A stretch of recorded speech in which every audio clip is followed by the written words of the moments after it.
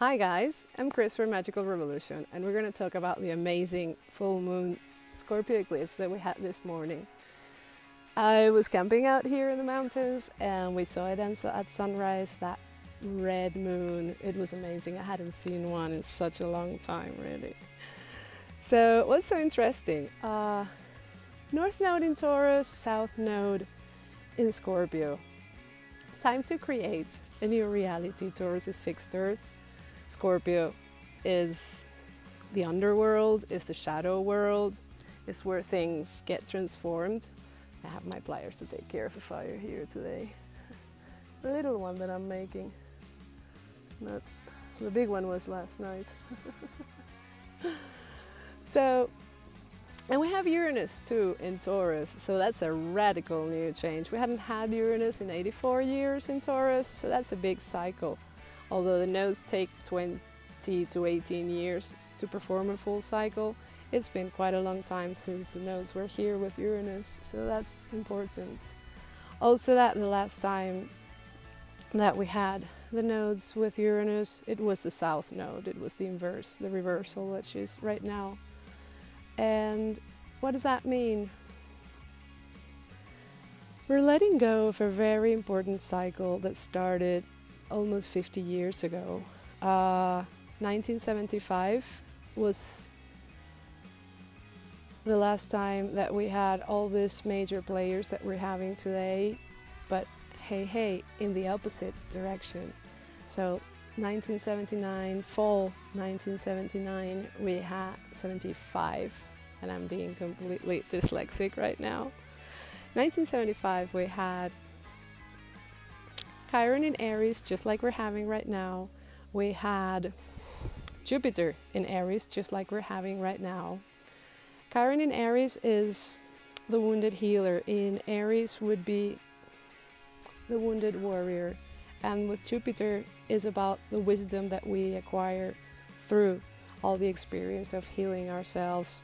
Aries would be the self-esteem, the power, the self-power to do different things. And right now is the first time in almost 50 years that we've had, again, Jupiter and Chiron at the same time in Aries. We're also having during this eclipse Venus conjunct Chiron in Aries, and it is said that Venus is not in a very comfortable place in Aries because she rules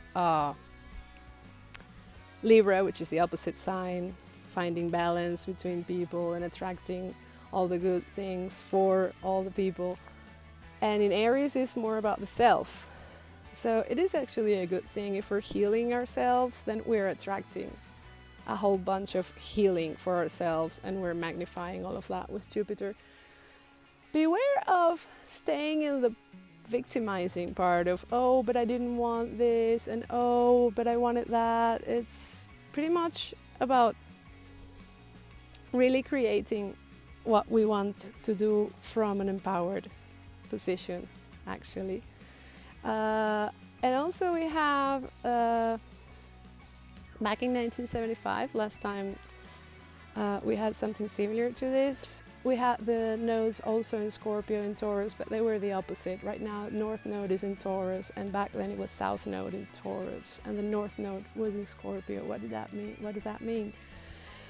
The last 40 odd years, it meant we had to North node in Scorpio go into the shadow, go into a journey to the underworld.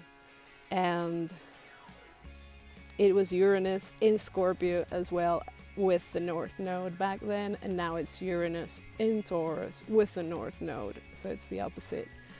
And now we've completed the cycle, and now we're just creating a completely different reality, a completely radical set of values.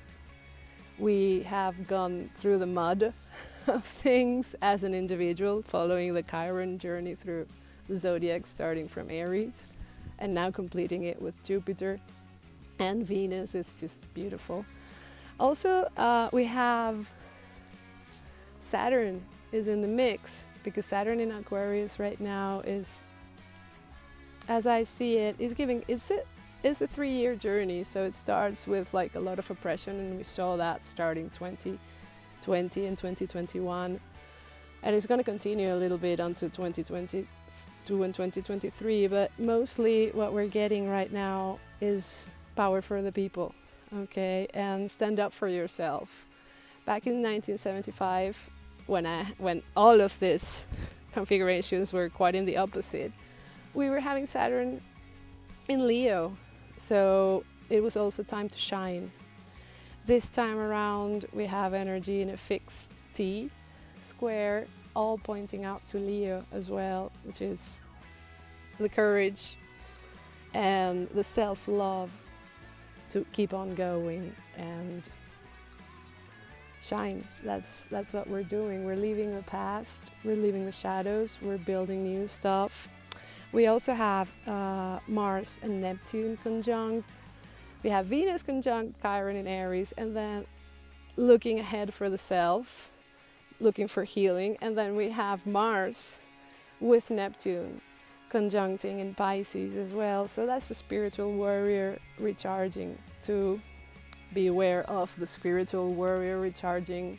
That's the idea, not the confused in the fog warrior Mars that can't even see straight because it's all surrounded by the illusion of Pisces. That's some caution there. And it's a beautiful conjunction because it's actually sextiling the North Node with Uranus in Taurus. So time to build, time to construct with a new vision. And it's also trining the South Node in Scorpio. So more inner work, Mars being the warrior and Pisces being also the last sign of the zodiac, meaning karma. And in trine to Scorpio on the South Node, which is release, more past life trauma, more shadow, more also this all or nothing black and white that Scorpio can have. Like either it is the way I want it, like this, like this, like this, or I will have none. And it's like, hang on, maybe you can find some value in something that is not quite exactly the way you were supposed to think it was. Okay? And also, it is interesting to say that all this cycle back in 75, it started with Pluto in Libra. For all that generation of Pluto in Librans, this is squaring all our Plutos in Libra, because Pluto is in Capricorn doing its last retrograde fully in Capricorn until it's starting to ingress into Aquarius in the next couple of years. And it's the end of an era. Since 2008, Pluto in Capricorn has been demolishing all the structures of everything that we've ever known, and I think it's been quite clear it's really happened. and now it's time to intensify the transformation. Pluto is the regent of Scorpio, so it's about transforming and going deep and being quite intense and quite clear into how we want to proceed from now on. We are quite clear of all the things that really needed to go because they're gone, that's for sure. And now it's just time to find the new value on the new things that we have in front of us, and build a new way of being. Okay. And last but not least, we're in the middle of a Mercury retrograde that is going to last for another couple of weeks. And also, our mind is being rewritten. Mercury retrograde in Gemini, nevertheless, which is the regency. So everything, we're going back to the past to jump into the future. And well, I'm sending all my healing to all of you, and put your comments down below of how you feel the energies for this eclipse. It's been amazing for us. And now, bless it, bliss it, and bless it away. Bye.